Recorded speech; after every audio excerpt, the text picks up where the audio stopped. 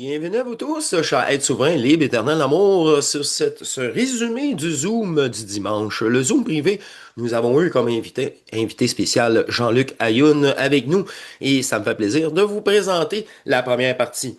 La première partie, nous avons eu plus de 2 heures de Zoom entre nous et cette première partie, elle me fait plaisir de vous proposer cet ajustement, justement la mise en place de ce nouveau rapport avec l'énergie, mise en place de nouvelles consciences neutres et cette proposition a amené nous rejoindre encore une fois et cette captation sera disponible sur le groupe communauté. Alors une fois que vous devenez membre, vous avez entièrement l'accessibilité à tous ces vidéos produites aux 48 heures, aux émissions avec les invités, aux Zoom, aux 2 semaines privées et publiques. Alors, ça me fait vraiment plaisir car ces mêmes propos, c'est la même chose que nous relatons entre nous et c'est la mise en place, encore une fois, qui permet l'intégration au groupe car vous devez vous-même vous séparer de ce personnage mortel, de ce personnage qui vous manipule avec ses pensées qui ne sont pas les vôtres. Alors, c'est avec grand plaisir qui me fait plaisir. Ouais, c'est un grand plaisir qui est à l'intérieur de moi. Cette énergie. Au-delà du personnage, je vous l'accorde, de présenter encore en primeur pour la première fois sur Hors Matrice Jean-Luc Ayoun qui vient s'exprimer à son tour la même transmutation qu'il a vécue. Et je vous invite encore une fois à venir nous rejoindre car ceci est seulement la mise en place, ouais, mettre la table comme qu'on dit pour les nouveaux arrivants et la suite de cette dépolarisation est disponible entre nous sur la communauté. C'est un nouveau rapport avec l'énergie rentrante. Alors, je vous laisse là-dessus. Pire discussion, je vous laisse avec l'extrait vidéo et au grand plaisir, je vous contacte sur Messenger, encore une fois, et ça me fait vraiment plaisir de vous laisser avec cet échange d'énergie. À très bientôt et bonne écoute. Allez, je vous dis au revoir et à très bientôt. Allez, à la prochaine. Au revoir. Bon, bienvenue à vous tous à ce Zoom privé spécial avec notre invité Jean-Luc Ayoun qui est avec nous. Et ça me fait plaisir de prendre contact avec lui et cette énergie au-delà de nos consciences a manifesté en moi, en tout cas, des sujets et comment je pourrais dire ça, une invitation même à Jean-Luc à venir nous rejoindre cet après-midi ou en soirée pour vous. C'est à la suite de ces chroniques Laboratoire du vivant. Vous savez, j'ai publié, on a parlé, il y a eu une deuxième article aussi, et il y a eu la conclusion que Jean-Luc, c'est très gentil de sa part, m'a envoyé le fascia. Jean-Luc, on a revisé le fascia et cette antenne que nous utilisons tous de plus en plus dans cette nouvelle neutralité. Alors, je pense que tu es la personne avec le véhicule fusionnel parfaite pour pour nous décrire ce passage et l'acceptation de l'énergie en soi. Et ici, on est vraiment dans une capacité d'absorber et peut-être même de décrire ce passage à travers le corps, les cellules, le système nerveux, jusqu'au cristal cellulaire. Nous avons la capacité de dépolariser les 4 élémentaux, mais grâce à cette neutralité tout simplement et cette séparation du personnage, cette reprogrammation que nous profitons. Et merci de ta présence avec ton éclairage et voir une facilité à la conscience humaine d'absorber davantage sans ce questionnement, au-delà des mots qui seront dits, mais bien dans Alors, l'absorption. on peut envisager la transformation, la transsubstantiation même, on peut dire, qui est en cours déjà depuis de nombreuses années, de plusieurs points de vue. Premièrement, le point de vue du témoin. C'est le témoin, c'est-à-dire que le personnage sent des choses, vit des choses, est capable de décrire par ses perceptions un certain nombre de mécanismes qui dépassent l'énergie, qu'on appelle vibratoires. Si les mots d'origine, si ça vous dit quelque chose, bien évidemment, c'est ce qu'on appelle aussi la descente du supramental, la descente de la lumière. Bref, c'est un mouvement d'une énergie, d'un mouvement, d'une lumière, d'un amour qui vient d'en haut. Ça, c'est le témoin. Le témoin, c'est celui qui vit l'expérience, qui ressent, qui vit les choses, qui vit les transformations, qui est capable d'en voir les effets, d'en comprendre des effets par le vécu et par l'expérience directe. Aucun texte, quelle que soit la précision des descriptions, si on prend dans des temps plus reculés, par exemple dans les Yoga Sutras de Patanjali, vous avez une mécanique vibratoire qui est décrite. Donc, ce n'est pas quelque chose de nouveau à proprement parler, mais c'est quelque chose qui est une nouvelle information, une nouvelle conscience, vous l'appelez comme vous voulez, qui se manifeste non plus pour quelques individus, mais à l'échelon de tout un chacun, à condition de respecter, je dirais, certaines conditions préalables. Euh, si vous vivez tous ici présents les énergies, vous savez bien que dans les processus vibratoires, on perçoit, on ressent, on peut voir, on peut entendre ce processus, on peut avoir des visions par rapport à ce processus. Mais vous ne devez pas vous identifier à ce processus. C'est un point qui est extrêmement important. N'oubliez pas que la descente du supramental dont Bernard de Montréal, vous en avez les oreilles remplies bien avant que je n'arrive moi sur la scène, entre guillemets, et il a balisé un chemin de compréhension à travers le vécu de ce que représentait cette conscience, on va dire, alors vous l'appelez comme vous voulez, supra, élargie, différente, descendante, de lumière, peu importe les termes.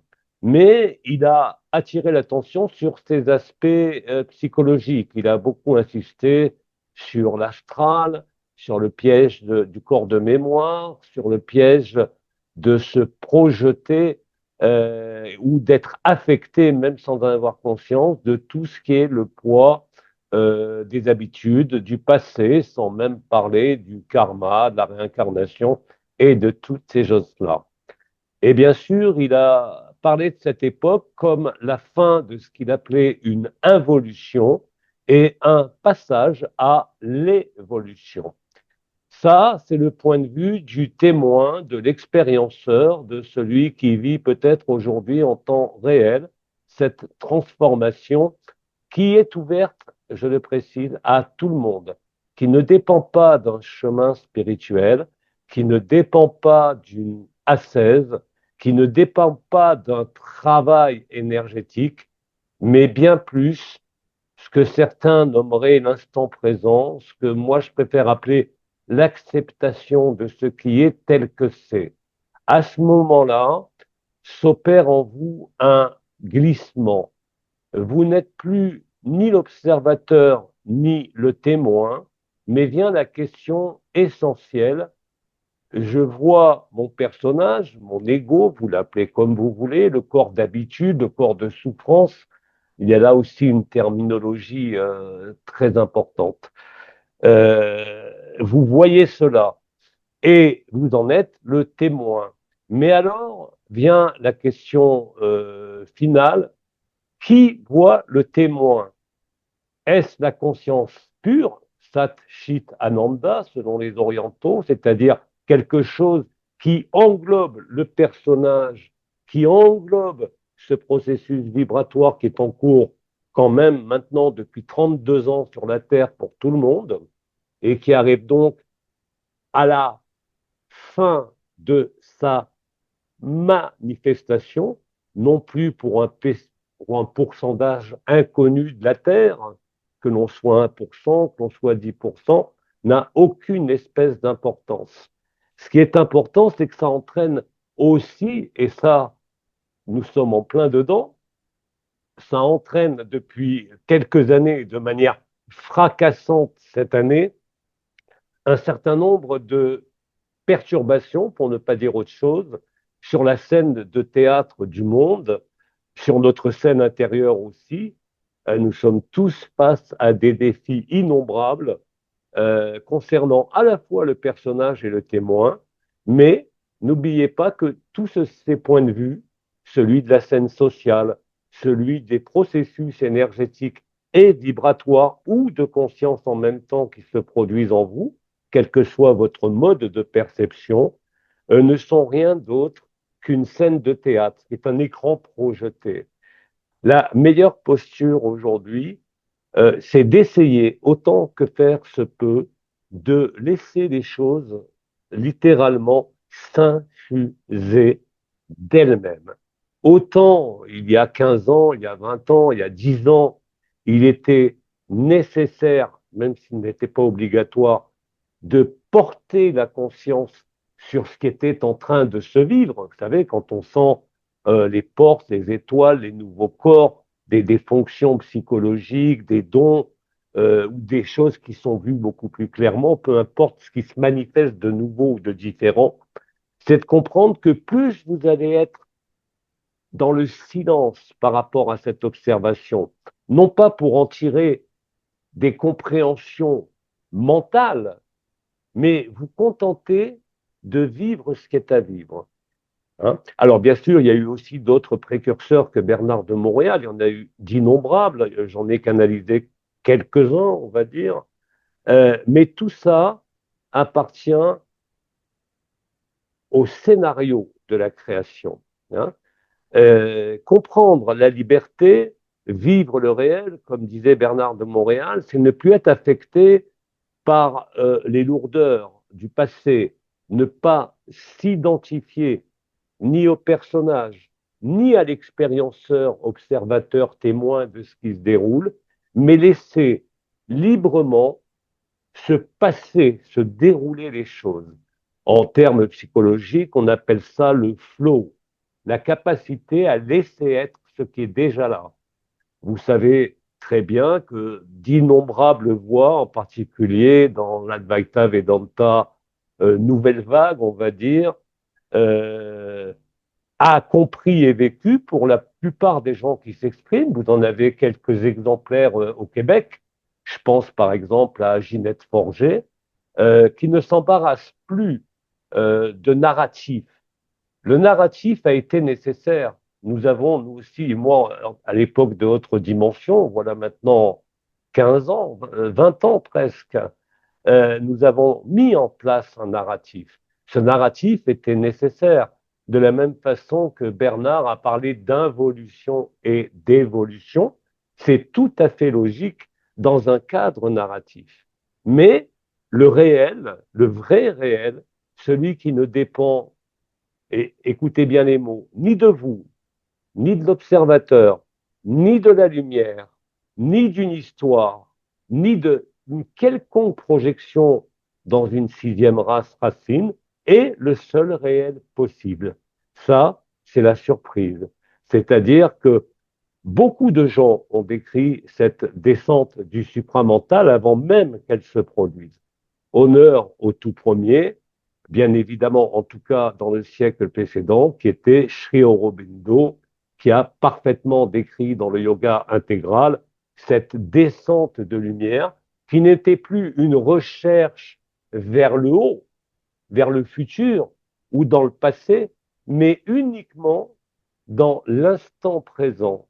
Ils ont anticipé les uns et les autres. Hein. J'ai cité le premier chez Aurobindo, il y a eu ensuite Mère, il y a eu ensuite Bernard de Montréal, mais il y a eu d'innombrables autres voix qui ont porté cette compréhension et ce vécu qui maintenant, je dirais, est de plus en plus facile, quelles que soient vos interrogations, quelles que soient les questions que nous avons tous par rapport à d'innombrables domaines, la chose la plus importante, c'est que nous n'avons plus à chercher, comme nous disent certains, ce qui a toujours été là, que nous n'avions pas la possibilité de vivre, de laisser passer et d'exercer cette action transformante que nous vivons, pour certains d'entre vous récemment, et pour les plus anciens depuis plus d'une trentaine d'années. Les premières descentes collectives du supramental, de l'Esprit Saint, de la Shekinah,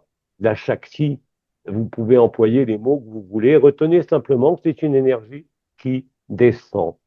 Marc, dans la dernière vidéo que tu m'as faite, tu as parlé d'un point extrêmement important qui est au-dessus de la tête, effectivement, qui fait partie de ce qu'on appelle le Vajrayana dans la tradition tibétaine, le sceptre de cristal que le Padre Pio nommait la fontaine de cristal. C'est un centre qui était à l'extérieur de la tête et c'est de ce centre que descend cette vibration, cette lumière, cet amour qui, au fur et à mesure du temps, effectivement, va déclencher certaines transformations aussi bien au niveau cellulaire, dans le corps physique, d'où les fascias. Mais bien évidemment, nous n'aurons pas le temps de nous étendre sur les fascias, mais la conscience humaine habituelle n'a pas que cinq sens. Nous avons les cinq sens que nous connaissons. Nous avons un sens que ceux qui sont électrosensibles et ceux qui sentent les énergies sentent, c'est l'énergie vitale, c'est l'éthérique le plus simple, pas l'éthérique supérieur, c'est l'énergie vitale, ce qu'on appelle le prana, qui est en fait une circulation d'ondes de fréquences électriques. Ce que l'on ressent, c'est pas uniquement la sensibilité éthérique, c'est aussi la sensibilité qu'on appelle magnétique, c'est-à-dire non pas le sixième sens, mais le septième sens. Et la jonction de ces deux, de ce sens électrique, de ce sens électromagnétique, c'est ce qu'on appelle le cœur du cœur, le temps zéro. C'est le moment de la résolution. Cette résolution, c'est ce que nous vivons tous. Nous en sommes tous à des strates, si on peut dire, différentes. Comme je l'ai dit, il y en a qui découvrent et qui vivent cette transformation depuis un an, d'autres depuis 5 ans, d'autres depuis 10 ans, et pour les plus anciens, donc depuis 1984. Ça va faire 42 ans bientôt. Et bien évidemment, pour les premiers, vous, vous doutez bien, qui ont vécu cette transformation, les étapes de cette époque-là, il y a 40 ans, étaient extrêmement longues. Et nous avions le temps, même pendant les noces célestes, aux années 2009-2010, de sentir les portes, les chakras, les nouveaux corps, toute cette anatomie qui nous était inconnue, qui se manifestait par la perception, la vision, l'audition et bien évidemment le ressenti vibratoire de ce supramental. Donc nous avions le temps de l'observer parce qu'il y avait un chemin collectif à préparer. Depuis un certain nombre d'années, je vous dirais sincèrement, vous n'avez plus besoin de vous intéresser, aussi bien en conscience que mentalement, qu'émotionnellement, sur ce qu'il se produit.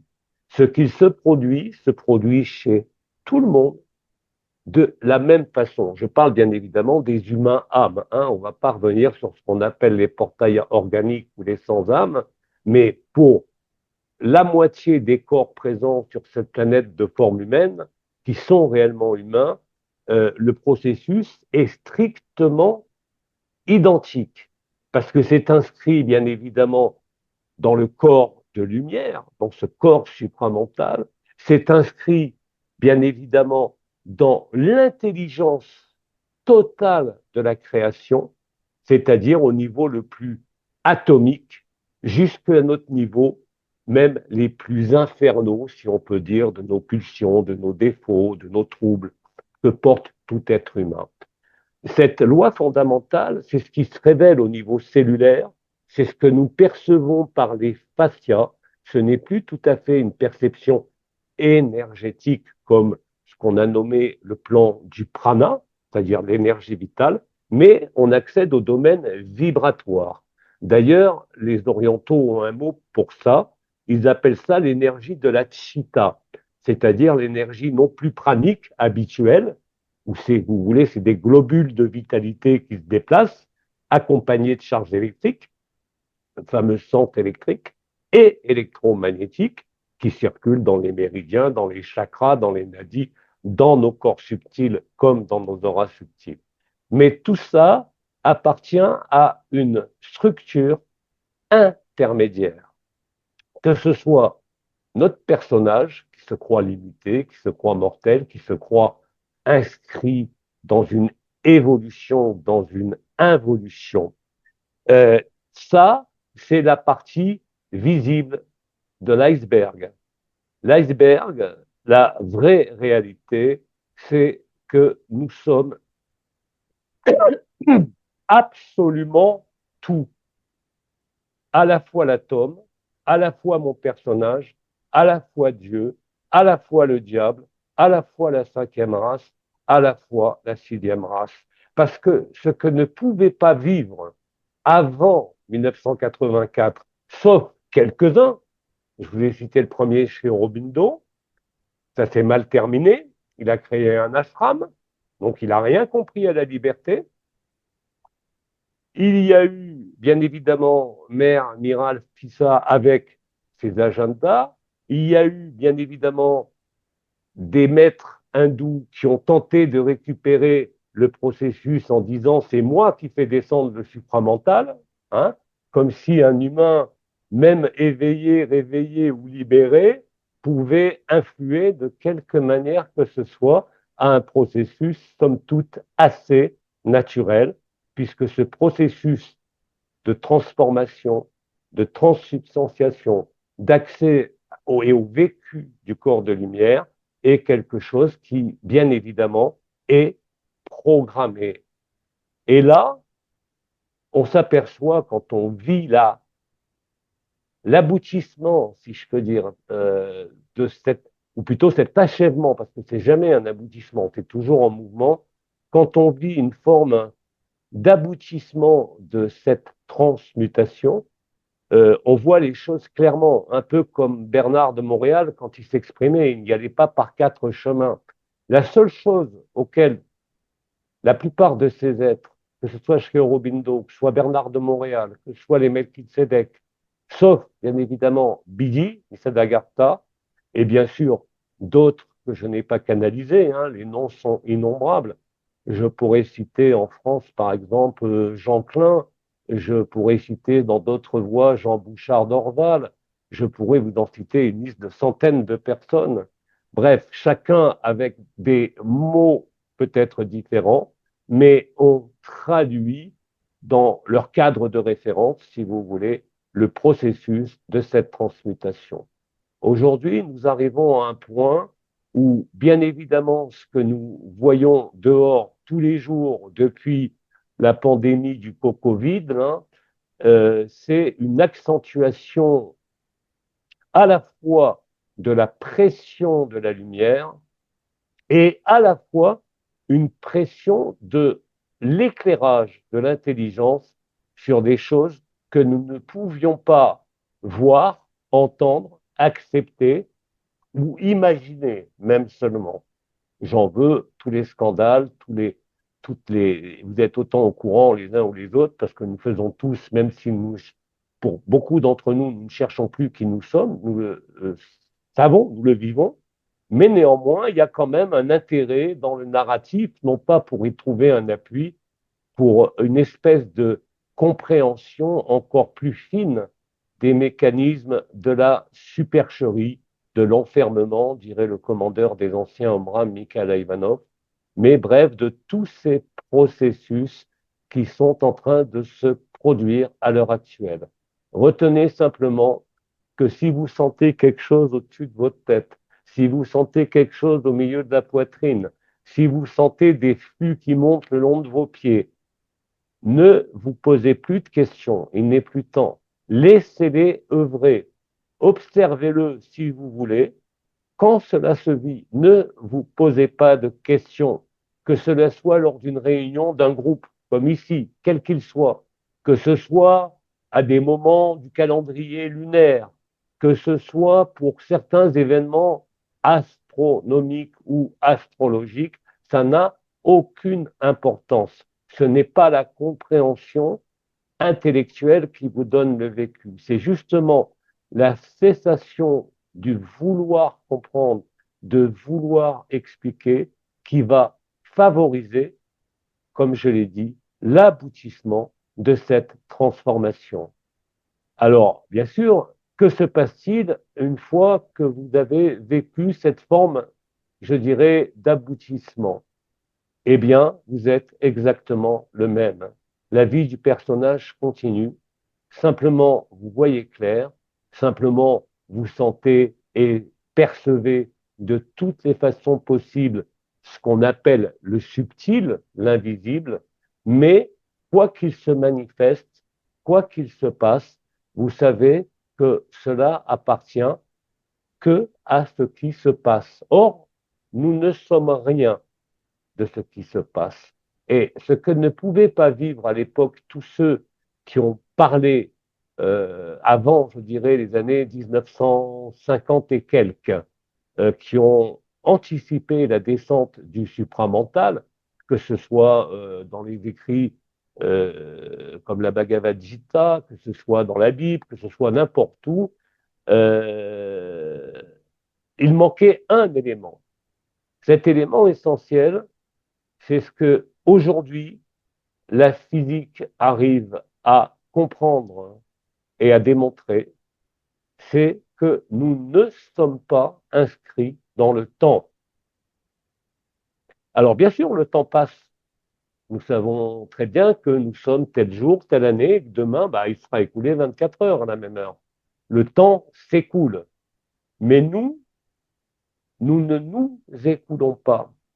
Et l'aboutissement de cette transformation, cette transsubstantiation, c'est que quels que soient les potentiels, et il y en a d'énormes, vous n'avez pas besoin de ces potentiels pour être ce que vous êtes. À ce moment-là, il se passe quelque chose en vous qui est ce qu'on appelle effectivement l'acceptation. C'est-à-dire qu'il ne peut plus y avoir, vous pouvez vous interroger sur le temps qu'il va faire demain, vous pouvez vous interroger sur si vous allez rencontrer l'amour de votre vie, vous pouvez vous interroger sur ce que vous allez faire à manger. Mais vous ne vous interrogez absolument plus sur ce que vous êtes. Parce Exact. que vous savez ce que vous êtes et vous l'êtes entièrement. Mhm. Et la Merci. seule façon de l'être entièrement, ce n'est pas d'aller faire des expériences transcendantales, mystiques. Bouddha disait, quand tu rencontres les pouvoirs, sauve-toi vite. Bien sûr que c'est très tentant d'aller explorer les autres dimensions, d'aller explorer les mondes subtils, d'aller explorer des tas d'expériences et de pouvoirs réels, comme la bilocation, comme la sortie du corps, comme le voyage dans réellement les autres dimensions au-delà de l'astral. Mais tout ça, en définitive, n'est que du narratif, n'est que quelque chose qui s'est passé dans la conscience. Or, Mhm. ce que vous êtes, comme je l'ai dit, mais c'est pas à accepter, c'est déjà peut-être ça vous interroge, pour ceux qui ne le vivent pas encore, et c'est tout à fait normal, et heureusement, je ne suis rien de ce que je crois, ça c'est évident. Je ne suis rien de ce que je vois ou de ce que je peux voir. Je ne suis rien de ce que je projette comme amour. Je suis cet absolu, ce parabrahman, cette divinité réduite, diminuée à une forme, mais comme je l'ai dit lors de mon passage dans votre pays avant le Covid, juste avant, c'était je me souviens. Quand vous en arrivez à vous dire ça, il ne peut plus y avoir de questions autres que celles de la vie du personnage et des questions normales. Comment je Mhm. vais payer mon loyer? Comment je vais trouver du travail? Mais ce qui est profondément différent, c'est que vous vous souvenez de qui vous êtes. Les processus vibratoires décrivent la mécanique de la transformation. Et c'est une mécanique que je qualifierais de géométriquement parfaite et mathématiquement parfaite. Elle est d'ordre cellulaire, elle est d'ordre computationnel, elle est dans le cristal de roche, elle est dans l'intelligence artificielle, elle est partout, dans l'atome, dans Mhm. les trous noirs. C'est ce qu'on appelle la loi ontologique. La loi ontologique, c'est ce que nous sommes. Nous Merci. sommes la totalité du créé, la Exact. totalité du manifesté. Merci. Jean-Luc, il nous reste que 2 minutes à ce bloc-ci, moins de 2 minutes. Ouais, je On sais qu'on reprend après, on refait on avec le reprend même si tu lien. le désires. Pour poursuivre, là, tu as mis la J'ai table. tout dévoilé d'un coup pour introduire votre réflexion ou votre questionnement ou votre témoignage. On n'a plus de questionnement. Maintenant, là, c'est à toi de comment je veux dire, c'est toi qui as la meilleure expérience pour nous parler de ce passage de l'énergie en nous et de cette transmutation cellulaire. Oui, Et oui, c'est ça. Alors, je t'invite à revenir dans un prochain bloc. Le prochain, on va aborder le sujet à l'énergie quand elle prend contact avec le corps humain, car ouais, tout ce que tu as expliqué, nous vivons déjà cette séparation bien et sûr. nous sommes déjà hors du temps et hors de la forme. Alors, c'est dans cette invitation d'intégration énergétique vue à son passage à travers nous. Et nous sommes dans la dernière minute. Alors, ça va tout simplement fermer. Jean-Luc, tu as tout simplement à recliquer sur le même lien et on t'invite cette fois-ci à parler quand l'énergie prend contact, la restitution de l'énergie, car le focus interne fait de l'attraction, comme tu as dit, électromagnétique à l'intérieur de nous. Ouais. Alors, ça sera quelque chose à aborder. Alors, je vous invite à revenir, Jean-Luc. Je te remercie, Jean-Luc. C'est un Donc peu... là, on ferme la session et on reprend le même lien avec le même mot de passe. Oui, puis t'as pas besoin du mot de passe habituellement, t'as pas besoin de rien habituellement. Ah bon? Ouais, et ça se coupe tout seul, Ah, naturellement. d'accord. Dans quelques secondes, oui, on va poursuivre. Et donc 40 minutes, ça va aller, oui, c'est ça, il n'y aura pas Donc je d'ajustement de touche à niveau. rien. Tu touches à rien, tu as juste à recliquer après. Dans 5 secondes, 10 secondes, ça va. Alors, de retour avec vous pour la suite. Venez avec nous vous faire dépolariser une reprogrammation de conscience. C'est un amour propre envers vous-même. Et pour la suite, se retrouve sur la communauté. Et nous serons disponibles pour vous aussi tout le long de votre dépolarisation et de cet ajustement de conscience. Alors, c'est une invitation, encore une fois, à venir nous rejoindre à l'intérieur de vous et être souverain totalement par rapport à toutes ces pensées, par rapport au personnage lui-même. Vous, vous allez constater cette nette différence d'énergie et de façon de penser qui se développe peu à peu à travers votre conscience.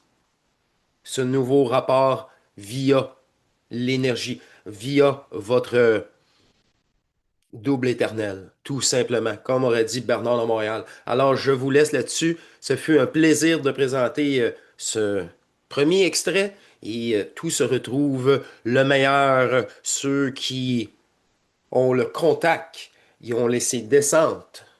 Et cet ajustement de conscience qui permet cette descente-là. Et encore là, c'est une progression de votre part, tout simplement dans l'abandon de comprendre.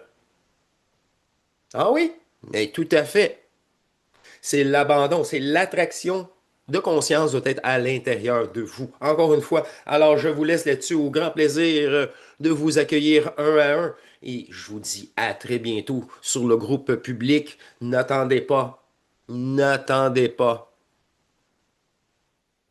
car l'appel est omniprésent. C'est à vous. Vous êtes votre propre hacker grâce à cette séparation de la mortalité du personnage. Au grand plaisir. Et on se dit à la prochaine. À très bientôt. Allez, au revoir.